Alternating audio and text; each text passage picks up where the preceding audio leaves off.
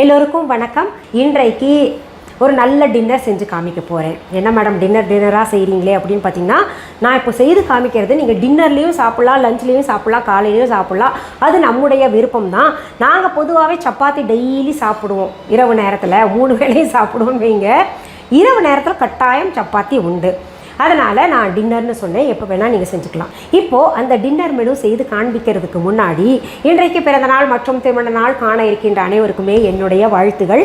உங்களுடைய வாழ்க்கையில் நீங்கள் அனைத்து நலங்களும் வளங்களும் கிடைக்கப்பட்டு நீடூழி வாழணும்னு நான் இறைவன்கிட்ட பிரார்த்திக்கிறேன். இந்த காணொலியை காண்கின்ற அனைவருக்குமே இந்த நாள் இனிய நாளாக அமையட்டும். நம்ம டின்னருக்கு சைட் டிஷ் ஒன்று பண்ண போகிறோங்க. அது பார்த்திங்கன்னா இந்த சொரக்காயை வச்சு செய்ய போகிறோம். நம்ம மொட்டை மாடியில் விளைந்தது, தொட்டியில் விளைந்தது முக்கியமாக.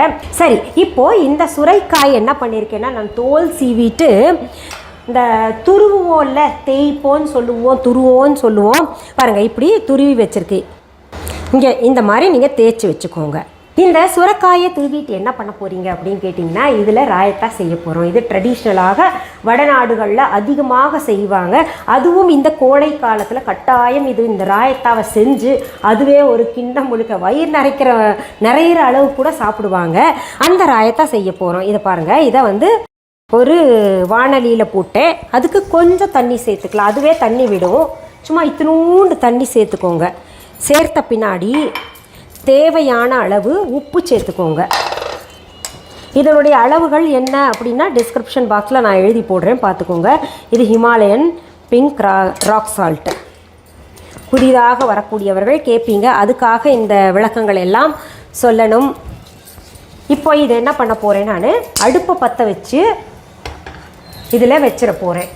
இந்த உப்பை நல்லா கலந்து விட்டுட்டு இது வேகணும். மூடி போட்டு இப்போ வச்சிடலாம். இது குக்கரில் கூட ஒரு விசில் எடுக்கலாம் நீங்கள்.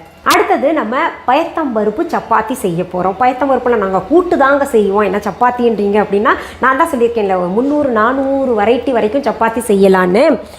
அதில் நீங்களும் விரும்பி கேட்குறீங்க வடநாட்டு சமையல் செய்து காமிங்க அப்படின்னு. இங்கே பாருங்கள், நான் பயத்தம்பருப்பு எடுத்துகிட்டு கிட்டத்தட்ட ஒரு 2 மணி நேரம் ஊற வச்சுருக்கேன். நீங்கள் இரவே ஊற போட்டுக்கலாம். இப்போது காலையில் சப்பாத்தி செய்கிறீங்கன்னா இரவே ஊற போட்டுக்கலாம். எது வரைக்கும் ஊறணுன்னா, இங்கே பாருங்கள், இப்படி பருப்பை கையால் உடைச்சாலே உடையணும். அந்தளவுக்கு நல்லா ஊற விட்டுருங்க. இப்போ இந்த பயத்தம்பருப்பு அளவெல்லாம் நான் உங்களுக்கு தரேன் டிஸ்கிரிப்ஷன் பாக்ஸில். இதில் கொஞ்சம் கோதுமை மாவு சேர்த்துக்கணும். அடுத்தது மிளகாய்த்தூள் சேர்த்துக்கோங்க. இது நீங்கள் எவ்வளோ காரம் சாப்பிட்றீங்களோ அதை பொறுத்து. நான் சின்ன டீஸ்பூன் என்னோடது நிறையா போடுறேன்னு பார்க்காதீங்க. அடுத்தது மஞ்சள் தூள் கொஞ்சம் போட்டுக்கோங்க. அடுத்தது மல்லித்தூள் கொஞ்சம். அடுத்தது கரம் மசாலா. நல்லா ஸ்பைஸியாக இருக்கும், சாப்பிட்றதுக்கு ரொம்ப டேஸ்ட்டாக இருக்கும். அடுத்தது கொத்தமல்லி இலைகள் தேவையான அளவு போட்டுக்கோங்க. அடுத்தது கொஞ்சம் சீரகம் போட்டுக்கோங்க. அடுத்தது தேவையான அளவு உப்பு. அடுத்தது கொஞ்சம் நெய் விட்டுக்கோங்க. நெய் அல்லது எண்ணெய். இது ஆப்ஷன் தான், நெய்யும் எண்ணெயும் ஆப்ஷன். இப்போ என்ன பண்ணுங்கள், நீங்கள் அந்த பயத்தம்பருப்பில் கொஞ்சம் தண்ணி இருக்கும், அதனால் நம்ம இப்படியே பெசரி விட்டு பார்க்கலாம். வேணுங்கிற அளவுக்கு தண்ணி கொஞ்சமாக சேர்த்துக்கலாம். இப்போ பாருங்கள், நமக்கு தண்ணி கட்டாயம் சேர்க்கணும்.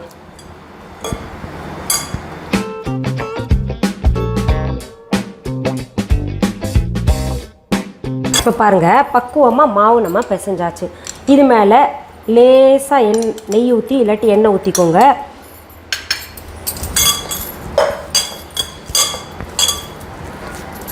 இப்படி 4 பக்கமும் நல்லா கலந்துக்கிட்டு இதை ஒரு 10 நிமிஷம் ஊற வச்சுருங்க.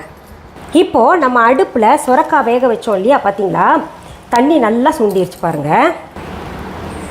இங்கே பாருங்கள், சுரைக்காயில் தண்ணி சுத்தமாக கிடையாது. இது இப்போ ஆற விட்டு நம்ம பார்ப்போம். தண்ணி இருந்தால் கூட சும்மா 1 டீஸ்பூன் போல் இருக்கும். அது அப்படியே நம்ம ராயத்தால் சேர்த்துக்கலாம், ஒன்றும் பிரச்சனை இல்லை. தண்ணி வேஸ்ட் பண்ணாதீங்க, அவ்வளோ நல்லது. இதோட தண்ணியை வச்சு குடித்தோன்னா கொழுப்பெல்லாம் கரையும். இதை இப்போது ஆற விட்டுடலாம். அடுத்தது நம்ம என்ன பண்ணலாம், சப்பாத்தி செய்ய ஆரம்பிச்சிடலாம். இந்த சப்பாத்தி இடுறதுக்கு நமக்கு எப்படி இருந்தாலும் தொட்டு இடணும் இல்லையா, அதுக்கு கோதுமை மாவு தேவைப்படும். இப்போ என்ன பண்ணலாம், பிசைஞ்ச மாவை எடுத்துக்கலாம். இதை எடுத்து நம்ம உருண்டைகள் பிடிச்சிக்கலாம். இப்படி உருண்டைகள் பிடிச்சிக்கோங்க. மாவு தொட்டு தொட்டு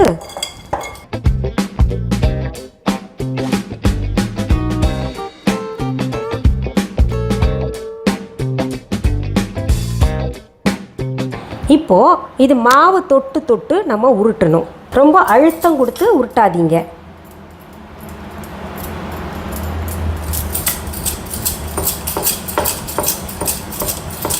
தானாக ரொட்டேட் ஆகணும். அந்த அளவுக்கு நீங்கள் சாஃப்டாக உருட்டுங்க.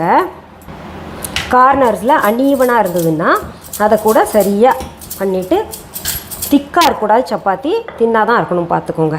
இந்த மாதிரி மெல்லிசாக உருட்டிக்கோங்க. இதை இந்த தவாவில் போட்டுக்கோங்க. நம்ம சப்பாத்தி எப்படி சுடுவோமோ அப்படி சுட்டு எடுத்துக்கணும். திரும்ப உருட்டுறதை பார்த்துக்கோங்க.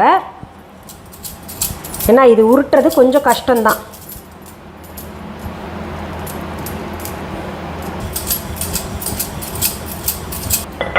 எல்லாம் ஒரே அளவில் உருட்டி வச்சுக்கோங்க. இப்போ பாருங்கள், இந்த சப்பாத்தி நம்ம ஒரு பக்கம் நல்லா சுடுற அளவுக்கு திருப்பிக்கிட்டே இருங்க. இப்போது ஓரளவுக்கு நமக்கு சுட்டது தெரியும். இந்த பக்கம் இதை இப்படி திருப்பி போட்டுக்கோங்க. இதில் எண்ணெய் அல்லது நெய், அது உங்களுடைய விருப்பம். அதை ஈவனாக பூசிக்கோங்க. ரொம்ப ஹை தீயில வச்சு சுட்டுறாதீங்க. உள்ளே இருக்கக்கூடிய பருப்பு இல்லையா, நல்லா வேகணும். அதனால் நம்ம சிம்மில் வச்சு சுட்டோன்னா நல்லாயிருக்கும், மொறு மொறுன்னு. இப்படி அழுத்தம் கொடுங்க. அப்போ தான் வந்து எல்லா இடத்துலையும் நல்லா சுடும். அந்த பிளாக் ஸ்பாட்ஸ் வரணும் இல்லையா. இப்போ பாருங்கள், இது நல்லா சுட்டுருச்சு இல்லையா. இதை எடுத்து இப்படி வச்சுருவோம். இதே போல் எல்லா சப்பாத்தியும் நம்ம இப்போ செஞ்சுக்கலாம். இப்போ அடுத்தது நம்ம தயிர் பச்சடி பண்ணுறோம். அதாவது இந்த சொரக்காய் தயிர் பச்சடி செய்கிறோம். ராயத்தா பச்சடின்றதை விட ராயத்தான்றது தான் சரியான சொல். இது வந்து கட்டி இல்லாமல் நல்லா கலந்து விட்டுக்கோங்க. இதில் இந்த சுரைக்காய் துருவி வச்சு வேக வச்சோம் இல்லையா, இதை சேர்த்துக்கோங்க. இதை நல்லா சரிசமமாக கலந்து விட்ருங்க தயிரில். தயிர் நல்லா கெட்டியாக இருக்கட்டும், அப்போ இன்னும் சுவையாக இருக்கும். இதில் இப்போது தேவையான அளவு பிளாக் சால்ட் சேர்த்துக்கோங்க. பிளாக் சால்ட் சேர்த்திங்கன்னா தான் ரொம்ப சுவையாக இருக்கும் பொதுவாகவே ராயத்தால். இந்த பிளாக் சால்ட் எல்லாம் கூட நம்ம viha.online இருக்குது. இதில் அடுத்தது நம்ம சேர்க்க வேண்டியது என்னென்னா சீரகத்தூள். அடுத்தது வேணும்னு நினைக்கிறவங்க மிளகாத்தூள் கொஞ்சம் சேர்த்துக்கலாம். இதெல்லாம் சேர்த்து நல்லா கலந்து விட்டுக்கோங்க. நம்ம கொடுக்கும்போது கொஞ்சம் கார்னிஷிங்காக கொடுத்தா நல்லாயிருக்கும்ல. சீரகத்தூள் இருந்தால் கொஞ்சம் நல்லா மேலே தூவி விட்டுருங்க. இப்போது இந்த சப்பாத்தி கூட வெறும் இந்த ராயத்தா போதுமா அப்படின்னு கேட்டிங்கன்னா போதுமானது. இதுவே ஸ்பைஸியாக இருக்கும். பாருங்கள் எவ்வளோ கலர்ஃபுல்லாக இருக்குல்ல. அதனால் இதுக்கு மேலே நம்ம ஏதாவது செஞ்சு சாப்பிட்டோம் சைட் டிஷ்னால் நல்லா இருக்காது அது கூட. அப்போ இது வந்து அடிபட்டு போயிடும் இந்த சுவை. அதனால் என்ன பண்ணணும், நம்ம பரிமாறும்போது என்ன பண்ணுங்கள், கொஞ்சம் ராயத்தா வச்சுக்கோங்க. அப்புறம் ஊறுகாய் வேணும்னு நினைக்கிறவங்க வச்சுக்கலாம். இந்த சப்பாத்தியில் இல்லாத ஒன்றே என்னென்னா புளிப்பு. அதனால் நம்ம ஊறுகாய் வச்சுக்கலாம். இப்படி பரிமாறி கொடுத்தோம்னா எல்லாரும் விரும்பி சாப்பிடுவாங்க. இப்போ இது நம்ம சாப்பிட்டு பார்க்கலாம். மொறுமொறுன்னு எப்படி தெரியுமா இருக்குது. ஆஹா, இது கூட வெறும் தயிர் கூட நல்லாயிருக்கும், ராயத்தாவும் நல்லாயிருக்கும். இது நீங்கள் செய்து சாப்பிட்டு பார்த்துட்டு கமெண்ட் பாக்ஸில் கமெண்ட் பண்ணுங்கள். சரி, மீண்டும் அடுத்த பதிவில் வேறு ஒரு நல்ல தலைப்போடு உங்களை எல்லாம் சீக்கிரத்தில் சந்திக்கிறேன். அது வரைக்கும் நன்றி, வணக்கம். அன்பான வாடிக்கையாளர்களே, உங்கள் விஹா ஸ்டோரில் பூஜை பொருட்கள், சிலைகள், ராசிக்கற்கள், வாஸ்து பொருட்கள், விதைகள், பாரம்பரிய அரிசி வகைகள், சிறுதானியங்கள், ஆர்கானிக் பொருட்கள், மூலிகை எண்ணெய், மளிகை பொருட்கள், மரச்செக்கு எண்ணெய், மரப்பொருட்கள், வெள்ளி ஆபரணங்கள், கிஃப்ட் ஆர்டிகல்ஸ், காட்டன் மற்றும் பட்டு புடவைகள், காட்டன் சுடிதார்கள், பட்டு பாவாடை, குழந்தைகளுக்கான விளையாட்டு பொருட்கள், ஹை குவாலிட்டி இமிடேஷன் நகைகள், வீட்டு உபயோக பொருட்கள், ஜூட் பேக்ஸ், ஹேண்ட்மேட் சோப்ஸ், அழகு சாதன பொருட்கள், சிறுதானிய பிஸ்கெட்டுகள், ஹோம் அப்ளையன்சஸ், இன்னும் பற்பல பொருட்கள் விற்பனைக்குள்ளது. விஹா ப்ராடக்ட்களை நீங்கள் வாங்க விரும்பினால் அது எங்களுடைய viha.online வெப்சைட் மற்றும் சென்னை ராஜா அண்ணாமலைபுரத்தில் உள்ள எங்கள் விஹா ஸ்டோரில் மட்டுமே கிடைக்கும் என்பதை தெரிவித்துக் கொள்கிறோம். வேறு எந்த ஆன்லைன் வெப்சைட்களிலும் விஹா ப்ராடக்ட்கள் விற்பனைக்கு கிடையாது என்பதை நீங்கள் கவனத்தில் கொள்ள வேண்டும். எங்கள் விஹா ஸ்டோரின் விலாசத்தை கண்டறிய கூகுள் மேப்ஸில் விஹா ஸ்டோர் என்று டைப் செய்தால் வழியை கண்டறியலாம். www.viha.online வெப்சைட்டிலும் விஹா ஸ்டோரின் அட்ரஸ் உள்ளது.